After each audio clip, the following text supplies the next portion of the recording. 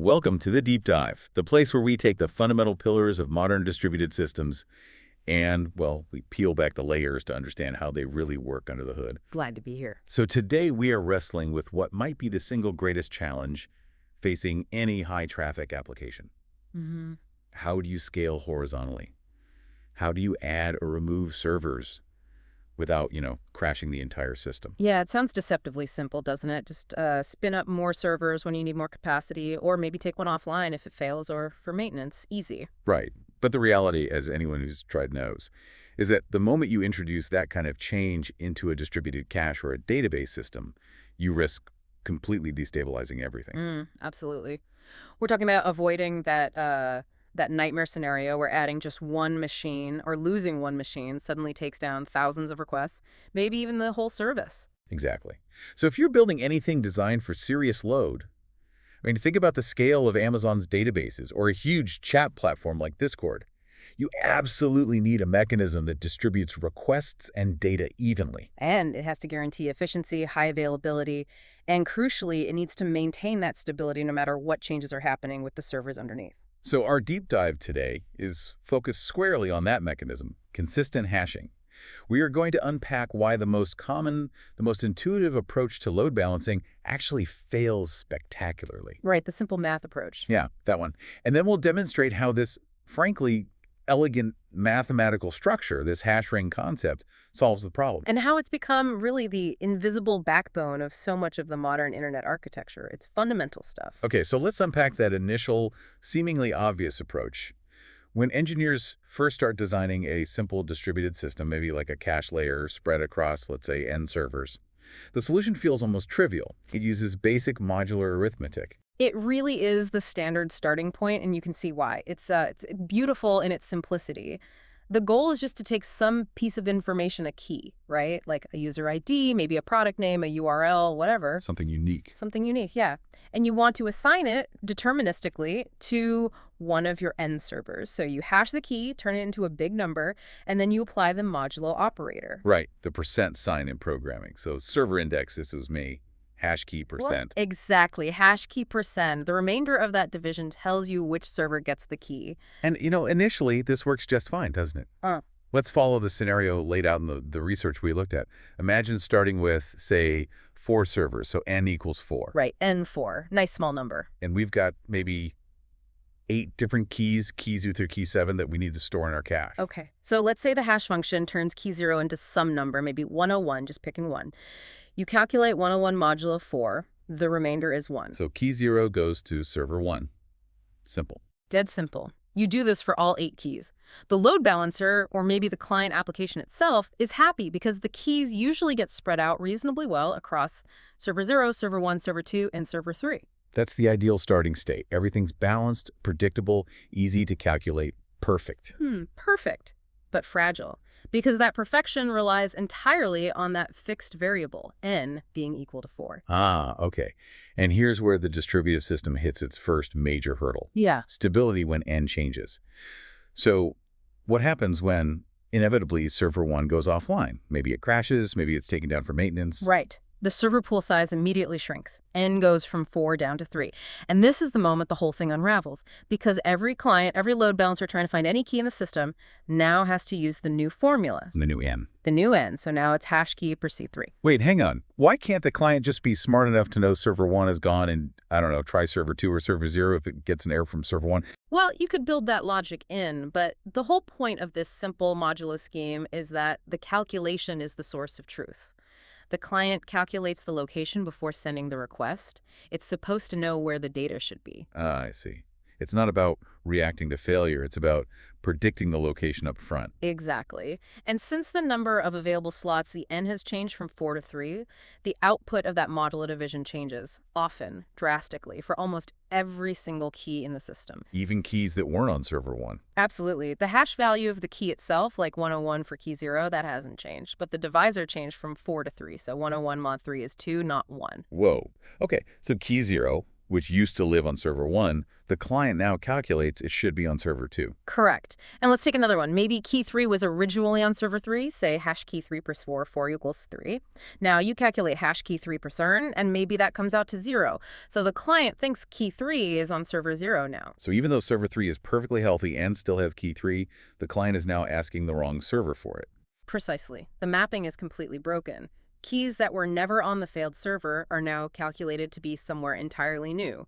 The research we looked at highlights this if you had, say, 100,000 keys. Yeah. When you go from N4 to N3, something like 75% to, well, nearly 100% of those keys get instantly remapped to a different server index by the calculation. That's staggering. It's not just the data on the failed server, it's basically the entire data set gets shuffled conceptually. Exactly. And the resulting impact is catastrophic for performance. This must be what they call the storm of cache misses. That's the term, yeah. So a client asks for key 3, it calculates the new location, say server 0, and sends the request there. But key 3 hasn't actually moved yet. It's still sitting over on server 3 where it was originally placed. So server 0 just says, nope, don't have it. That's a cache miss. That's a cache miss. And now imagine that happening for 75%, 80%, and 90% of all incoming requests. Every request becomes a cache miss. And the cache layer, which is supposed to be this super fast protective shield for your database, becomes completely useless. Every single request then has to fall through to the underlying, much slower data layer. Usually that's the main database. and the database just cannot handle that sudden, massive influx of traffic. If your system normally relies on, say, a 95% cache hit rate, and suddenly 0% of requests are hitting the cache. Yeah, 100% of traffic slams the database simultaneously. You see immediate, huge latency spikes. Connection pools get saturated, load balancers start timing out requests, and the database itself can easily get overloaded, maybe even enter a deadlock state and fall over. So a single server failure doesn't just degrade performance slightly. It effectively takes the entire system offline, or slows it to an absolute crawl. Exactly. Or it forces this incredibly painful, slow process where the system has to somehow repopulate the entire cache from scratch, which could take hours or even days depending on the scale. This inherent instability just makes simple horizontal scaling impossible for any serious large-scale distributed application. You can't add or remove machines without causing chaos. Right. We desperately need a technique where the calculation of a key's location is fundamentally independent of the total number of servers currently active in the pool, something much more stable. Okay, the problem is crystal clear. Relying on n, the number of servers, in the core placement formula, parent n, and n, means any change to n breaks everything catastrophically. We need a smarter way. We need a way to distribute data that, when a server is added or removed, only requires redistributing a tiny fraction of the keys, specifically only the keys directly impacted by that specific server change. And that's the core promise, right? That's what consistent hashing brings to the table. Exactly. The key insight, the quote often cited, is that when a hash table using consistent hashing is resized, only, on average, about n keys need to be remapped, where a k is the total number of keys and n is the number of servers. Okay, k, n, n. Compare that to the modulo method, where it was practically all keys getting remapped. Precisely. We're moving from near total data invalidation to a very localized, minimal change. It's a fundamentally different approach. So how does it work? This mechanism hinges on creating this massive conceptual space. They call it the hash ring. Let's define that first. Right. So we start by assuming we have a good, strong cryptographic hash function. Something standard like SHA-1 is often used as an example. And SHA-1 outputs a big number. A very big number. The output range of SHA-1 is enormous. It goes from 0 all the way up to 2 to the power of 160 minus 1. 2 to the 160. I mean, that's just an astronomically large number, like more than atoms in the universe kind of large. Pretty much, yeah. It's designed to have an incredibly low probability of collisions. So we've got this huge linear space of possible hash values, 0 at one end, 2161 at the other. Okay, this vast number line, now what? No, we conceptually take that line and we wrap it around, connect the two ends, the maximum value connects back to 0, and that forms a circle. That's our hash ring. Okay, so the entire universe of possible hash outputs is now represented on the circumference of this imaginary ring. Exactly. Now here's the crucial innovation. Unlike the failed modulo method, where we use %, consistent hashing maps both the servers and the data keys directly onto this single unified hash ring. Both land on the same ring. How? We hash them. We take an identifier for each server, maybe its IP address, maybe its host name, something unique to server 0, server 1, etc. We feed that identifier into our hash function, like SHA1. Okay, so server zero's IP address gets hashed to some huge number within that 0 to 2160 range. Right. And we simply place server 0 at that specific point on the ring corresponding to its hash value. We do the same for server 1, server 2, server 3. We just plot their points directly onto the ring circumference. And critically, there's no %n involved here. We're not dividing by the number of servers. None at all. That's the key difference. We're just mapping them to absolute positions in this enormous fixed hash space. Figure 5.5 in the source material shows this visually. S0, S1, S2, S3 are just points scattered around the circle. Okay, but wait. If we're just hashing the server IPs or names, isn't their placement essentially random? What stops them all from, like, clumping together in one small section of the ring? That is an excellent question, and you've hit on one of the basic flaws of the simplest form of consistent hashing. Yes, in this basic version, their placement is potentially non-uniform and random, based purely on the hash output. So we could end up with, say, S0, S1, and S2 all bunched up, and S3 way off on the other side. You absolutely could. We'll address how to fix that randomness problem later with something called virtual nodes. But for understanding the core mechanism right now, the important thing is that the position of S0, S1, S2, S3, wherever they land, is fixed relative to the hash space itself. It doesn't change if we add S4 or remove S1. Got it. Their absolute position on this conceptual ring is constant, regardless of how many other servers are present. Okay, so servers are plotted. What about the data keys? Same process. We take our data key, key 0, key 1, etc. We hash it using the same hash function, SHA1. And plot its resulting hash value directly onto the same ring. Yeah. Exactly. So now we have both server points and key points interspersed around the circle. Okay, everything's on the ring. Now, how do we decide which server is responsible for which key? We can't use modulo n anymore? Right. The genius here is that the lookup rule becomes purely geometric or, spatial. It relies on proximity on the ring itself. No dynamic formula based on n is needed when a request comes in. So what's the rule? It's called the clockwise lookup rule. It's very simple. To find out which server should store or serve a given key, you start at the key's position on the ring. Okay, find the key's point. And then you move clockwise around the ring until you encounter the very first server point. The first server you hit, moving clockwise. That's the one. That server is designated as the host for that key. Interesting. So each server becomes responsible for all the keys that land in the arc immediately before it, traveling clockwise. Exactly. It owns the segment of the hash space, stretching counterclockwise from its own position back to the position of the previous server on the ring. These become the partitions. Okay, let's trace that with an example. If we look at the initial distribution shown in figure 5.7, key lands on the ring, we travel clockwise, and bam, we hit server 0 first. So server 0 hosts key 0. Makes sense. Then key 1 lands somewhere else. We go clockwise. Maybe we hit server 1 first. So server 1 gets key 1. Key 2 might map to server 2, key 3 to server 3, following the same clockwise rule. Right. The crucial takeaway is that the assignment is based purely on this fixed spatial relationship on an absolute ring space. It has nothing to do with the total count of active servers at that moment. Okay, the clockwise lookup rule seems elegant. But the real acid test for any scaling architecture is how it handles change, right? We saw the modulo method just completely implode. Yeah, it fell apart immediately. So let's see how this hash ring approach handles scaling up, adding more capacity. Okay. Let's say our system is running fine with S0, S1, S2, and S3. Now we need more power, so we introduce a brand new server, server 4, S4. Okay, step 1 is we hash S4's identifier, its IP or name. Right. And that hash value gives it a specific point on the ring. Let's imagine, just for illustration, that S4 happens to land on the ring in the arc that was previously between key 0 and server 0. Okay, so before S4 arrived, if we looked for key 0, we'd start at key 0's position and go clockwise. And the first server you'd hit would be server 0, so S0 owned key 0 go. But now S4 is sitting between key 0 and 0. Exactly. So now, when you start at key 0 and go clockwise, the first server you encounter is the new S4. So key 0's assignment changes.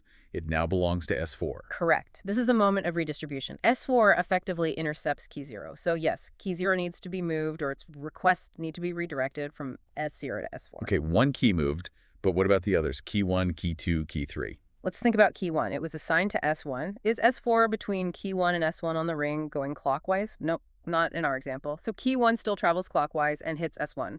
Same for key 2 hitting S2 and key 3 hitting S3. Their clockwise path to their designated server hasn't been interrupted by S4. Precisely. They remain completely stable. Their assignment doesn't change at all. That is, Yeah. wow, that's fundamentally different. Yeah. Instead of 75–100% of keys needing remapping, we added a server, and only the keys in the immediate arc just counterclockwise to the new server are affected. Exactly. In this example, only key moved. Everything else stayed put. We didn't lose the entire cache. We just had a very small, targeted data migration. Okay, that's scaling up, handled gracefully. What about scaling down? Let's revisit that original nightmare scenario. Server 1 fails or is removed. All right. S1, which was hosting key 1 in our example, disappears from the ring. So its point is just gone. Yeah. Now, what happens when a request comes in for key 1? The lookup process starts as usual. Find key 1's position on the ring, start moving clockwise. We reach the spot where S1 used to be, Mm. but it's not there anymore. Right, so we just keep going clockwise along the ring from key 1's position. What's the next server we encounter after the empty S1 spot? Looking at the diagram, like figure 5 to 9, the next server clockwise after S1's old position is S2. Exactly. So key 1 now naturally maps to server 2. S2 becomes its new home. And again, what about the other keys? Key was on S0, key 2 was on S2 originally, key 3 on S3. Are their clockwise paths affected by S1 disappearing? Not at all. Key 0 still finds S0 first. Key 2 still finds S2 first. It was already going there. Key 3 still finds S3 first. So only key 1 needed to be remapped. Mm. All the data originally assigned to the removed server, S1, now gets automatically assigned to the next server clockwise, S2. Correct. The rest of the keys and servers are entirely unaffected by S1's removal. This is the core benefit then. Instead of that system-wide shockwave, the cache miss storm that collapses the database. You get this localized, contained ripple effect. Only the small fraction of data that was actually on the node that was added or removed needs to be redistributed. And that minimal key movement translates directly into maintaining a high cache hit rate, which means system stability, even during fairly significant infrastructure changes like adding or losing servers. Absolutely. This ability to perform seamless, potentially zero downtime maintenance, and to scale out for peak traffic and then scale back down afterwards. Right. All without the user even noticing. That's precisely why consistent hashing is so foundational for modern distributed systems. It allows them to absorb change gracefully. Okay, so the basic mechanism, mapping servers and keys to a ring using the clockwise lookup, it's brilliant conceptually for minimizing disruption. It solves the core rehashing problem, definitely. But as you hinted earlier, this basic implementation isn't quite perfect yet. It has a couple of significant flaws related to that randomness in placement that would make it problematic in a real production system. That's right. The simple approach, while solving the end problem, introduces two new potential issues related to distribution fairness. Like, what's the first one? The first major issue is uneven partitions. Remember, a partition is that arc of the hash space, that a server is responsible for the space between it and the previous server counterclockwise. Right, the segment it owns. Since we're just hashing server identifiers like IP addresses and placing them randomly on this huge ring, there's absolutely no guarantee that the servers will end up being spaced out evenly. You could get unlucky with the hash outputs. Exactly. You could easily end up with two servers hashing to points very close together on the ring, while another two are really far apart. And if the servers aren't spaced evenly, the partitions, the arcs they're responsible for, won't be equal in size either. Correct. One server might end up responsible for a tiny little sliver of the hash ring, while another server gets stuck with a massive chunk of it. Okay, so one server might have to store way more data than others. Is that just a storage problem? Or does it cause other issues? Oh, it's much more than just storage imbalance. The real killer is the load imbalance. And it gets exponentially worse when servers are added or removed. How so? Let's take that example from the source material, figure 5.10. Imagine server 1, S1 is removed. We know its keys now shift clockwise to the next server, S2. But what if, just by random chance, S1 and S2 were already really far apart on the ring, meaning S2 already owned a pretty large partition to begin with. Okay. Now, S2 not only keeps its own large partition, but it also has to absorb all of S1's partition, which might also have been large. S2's total responsibility could suddenly become twice as large as the other servers, like S0 and S3. Ouch. So S2 instantly becomes this massive bottleneck. It's handling potentially double the data storage, double the requests, double the CPU load compared to S0 and S3. Precisely. That leads to terrible operational headaches. You get high latency for requests hitting S2, increased strain possibly causing S2 to fail, and it's incredibly inefficient from a cost perspective. You might be paying for 4 servers, but effectively only getting the balanced throughput of maybe 2 or 3 because S2 is overloaded and the others are underutilized. Okay, so uneven partitions leading to load imbalance is problem number one. What's the second flaw?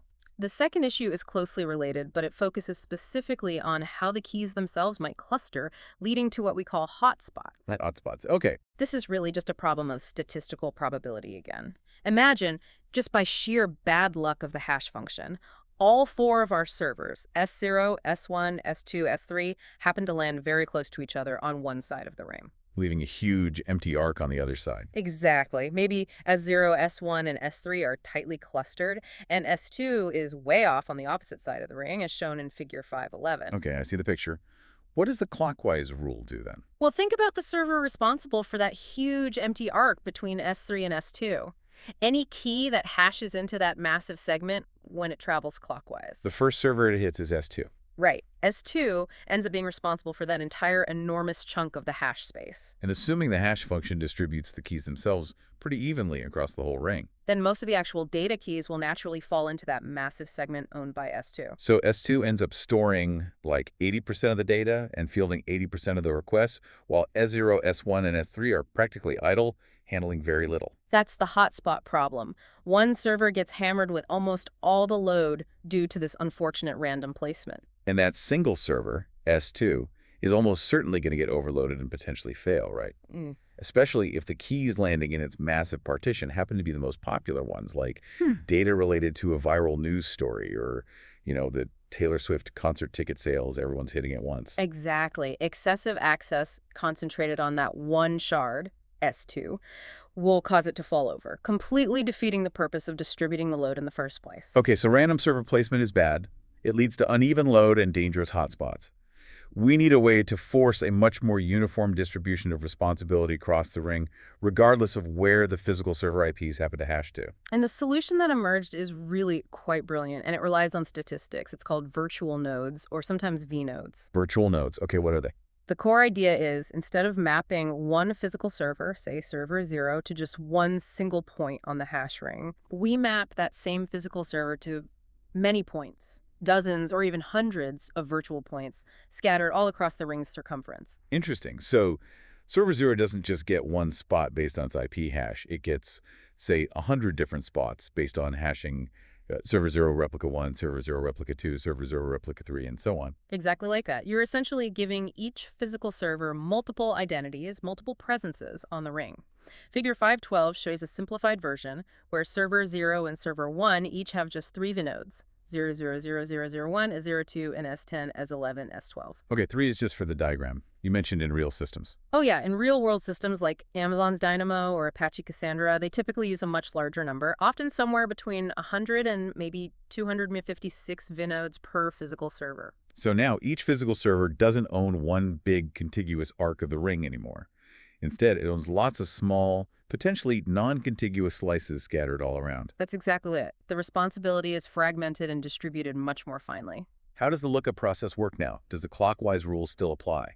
Yes, the core clockwise lookup rule stays exactly the same. A client hashes its key, like Cadero, finds its spot on the ring, and starts moving clockwise. And it hits the first point it encounters, which is now likely a virtual node. Correct. Let's say Kiko Villa starts moving clockwise and hits virtual node S11 first, as in figure 5.13. Okay, S11. That belongs to physical server 1. Right. So the virtual node, S11, simply acts as a pointer or a reference. It tells the client, okay, the actual machine responsible for the key you're looking for is the physical server 1. The request then gets routed to the real S1. Ah, so there's a small layer of indirection. Find the vNode. The vNode tells you the real server. Exactly. A tiny bit more lookup complexity, usually just an in-memory map lookup. But why does this solve the uneven distribution and hotspot problems so effectively? It sounds like we just added more points, still kind of randomly placed. It works because of the law of large numbers, essentially. Think about slicing a pie. If you only have 4 knives, our original S0, S3, and you throw them randomly at the pie, there's a decent chance one slice will be huge and others tiny. Right, the uneven partition problem. But now, imagine you have, say, 400 tiny knives, 100 vnodes for S0, 100 for S1, 100 for S2, 100 for S3. You throw all 400 knives randomly at the pie. Okay.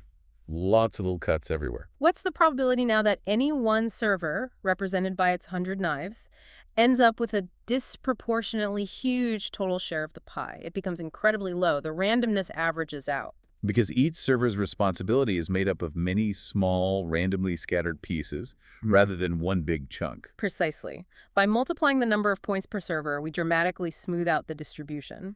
The probability that one server gets unlucky and owns two massive adjacent segments becomes negligible. The probability that two servers' vnodes cluster badly, leaving a huge gap for a third, also drops significantly. It forces a much more uniform spread. It's like statistical smoothing applied to server load. That's a great way to put it. And this isn't just theoretical, the research quantifies the effect. They found that using around 100 vnodes per physical server typically reduces the standard deviation in data load across servers to about 10% of the average load.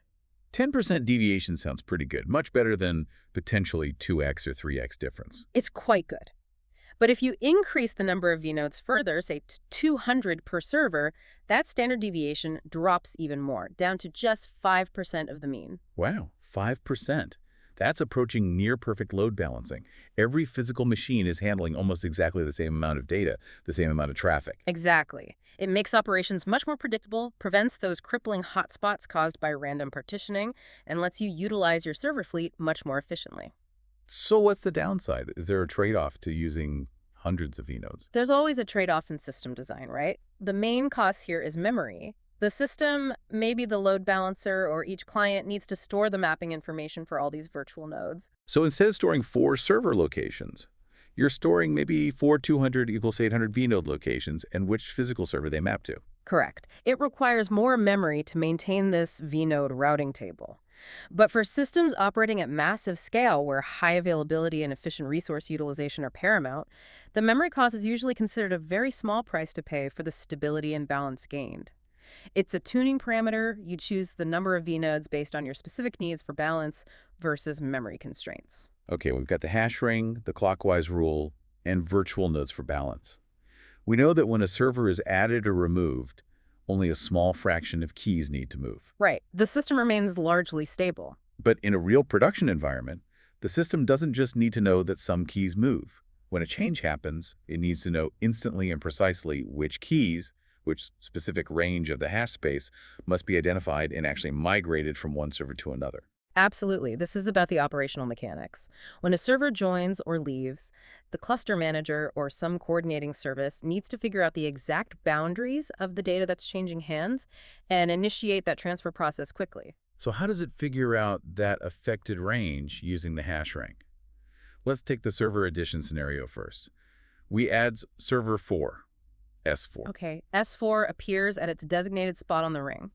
We know it's going to take responsibility for some keys that were previously handled by another server. Which server? Using the clockwise rule, S4 will now be the first server encountered for keys in the arc immediately counterclockwise to it. Exactly. So the system needs to identify the server that lies immediately counterclockwise from the new S4. Let's say, looking at figure 5.14, that server is S3. Okay, S3 is just before S4 if you go backwards around the ring. Right. The affected range of keys, the ones that need to move to S4, is defined as starting at the position of the new server, S4, and moving anti-clockwise along the ring until you hit the position of that preceding server. Got it. So any key whose hash value falls within that specific arc between S3 and S4, going anti-clockwise from S4, was previously being handled by S3 because S3 was the first server clockwise from them. Correct. And now S4 is the first server clockwise from them. So all keys in that S3 to S4 anti-clockwise segment must be redistributed from S3 to the newly added S4. S4 has effectively carved out its new slice of responsibility from the end of S3's old partition. Precisely. The system identifies that hash range, queries S3 for keys within that range, and transfers them over to S4. Okay, that makes sense for addition. Now, what about the removal scenario? Server 1, S1 is removed. We know its keys need to go somewhere else. Right. This is a slightly different two-step logic. First, we need to identify which keys S1 was responsible for. Second, we need to determine where they should go. Okay, step 1. Identifying S1's keys. How? Similar logic to the addition, but focus on the removed node. We start at the position of the removed node. A spot where it used to be. Yes. And we move anti-clockwise from that spot until we find the next server encountered in that direction. Let's say, following figure 5.15, that server is S0. Okay, moving backwards from S1, we hit S0. That arc, the segment spanning from S0 up to S1, going anti-clockwise from S1, represents the range of hash values, the partition that S1 was responsible for before it was removed. Because any key in that S0 to S1 segment, when moving clockwise, would have hit S1 first. Exactly. So those are the keys that need to be relocated. That's step one, identifying the affected range. Okay, we know the keys between S0 and S1 need to move. Step 2, where do they go? They need to be redistributed to the server that is immediately clockwise from the removed node, S1. Ah, okay. So we found S1's partition by going anti-clockwise to S0. Now we find the destination by going clockwise from S1. Who's next in that direction? In the example figure 5.15, the next server clockwise after S1's position is S2. So all the keys that live between S0 and S1, S1's old partition, must now be transferred over to S2. S2 essentially absorbs S1's workload. Correct. S2 picks up the responsibility for the partition previously owned by S1. That's quite elegant. It uses both directions on the ring for distinct purposes. The fundamental lookup is always clockwise to find the current owner. Right. Where is this key now? Is clockwise. But to manage the change, to define the boundary of data that needs to move when a server joins or leaves, we use that anti-clockwise sweep to find the preceding server and define the affected arc. Exactly. And this combination of clockwise lookup and anti-clockwise range definition provides the deterministic and efficient mechanism needed for the system's internal operations. The cluster management can quickly calculate these hash boundaries, query the relevant nodes to extract only the affected keys, and initiate the migration to the correct, predetermined target server. All while the rest of the system continues serving requests for unaffected keys, maintaining that crucial stability and aiming for that zero downtime property during scaling events. That's the goal, and consistent hashing provides the mathematical framework to make it possible. Hashtag tag outro. So we started this deep dive looking at the, frankly, terrifying instability of basic scaling methods. That moment where adding just one machine or losing one could potentially cascade into a full database collapse because of that modulo n calculation. Yeah, the dreaded cache miss storm. And we end with consistent hashing. It's this really robust, clever technique built on essentially a circular map and some smart statistical thinking with virtual nodes. And the benefits are clear. Minimal key redistribution when servers change state, which enables much easier, safer horizontal scaling because the key location logic is independent of the total server count. Plus, it provides that critical mitigation of the hotspot key problem, preventing one server from getting unfairly hammered thanks to the load balancing effect of using virtual nodes. It really smooths things out. And crucially, this isn't just some, academic concept from a research paper. This exact approach, or variations of it, is the absolute technological foundation for some of the world's biggest, most resilient distributed systems. Oh, absolutely. It's battle-tested at incredible scale. You find it at the heart of the distributed data layer for Amazon's original Dynamo database and its many successors. Okay, so core AWS infrastructure. Definitely. It's also the core algorithm used for partitioning data and managing replicas within Apache Cassandra clusters, which power huge datasets for companies like Netflix and Apple. Ensuring fast access and redundancy there. Right. And it's not just databases. You see the same principles applied in networking, too, in high-performance network load balancers like Google's maglev system distributing incoming traffic. And even content delivery networks. Yep. Major CDNs like Akamai use consistent hashing principles to map user requests to the nearest or best cache server for delivering content efficiently worldwide. Even Discord uses it for distributing state across their massive user base. It really is the definition of an essential system design concept. It takes the potential chaos of distributing data across many machines and injects this fundamental layer of stability and predictability. It tames the randomness, in a sense. So this brings us to a final provocative thought for you, the listener, to maybe mull over as you wrap up this deep dive with us. We've seen how virtual nodes are fantastic at solving the hotspot problem that arises from uneven server partitioning or key clustering, basically, ensuring that different popular items, like keys for different celebrities or different viral videos, get spread across different physical servers. Right. vNodes distribute the load well when you have many popular keys. But what happens if you encounter the ultimate scaling bottleneck? A single specific key. Imagine one key, maybe it represents the real-time data for a massive global event like the World Cup final or that Taylor Swift concert ticket on sale moment again that is requested so intensely, so frequently. That even the single server partition responsible for it, even if that partition is fairly sized thanks to vnodes, still gets completely overwhelmed. The bottleneck isn't the partition size, it's the sheer request volume for that one hash output. Right. The physical server handling that one key's vNodes just can't keep up. The problem isn't key clustering across servers anymore. It's the overwhelming demand focused on a single logical item. So the question is, if consistent hashing in vnodes solves distribution across servers, how might systems take the next step?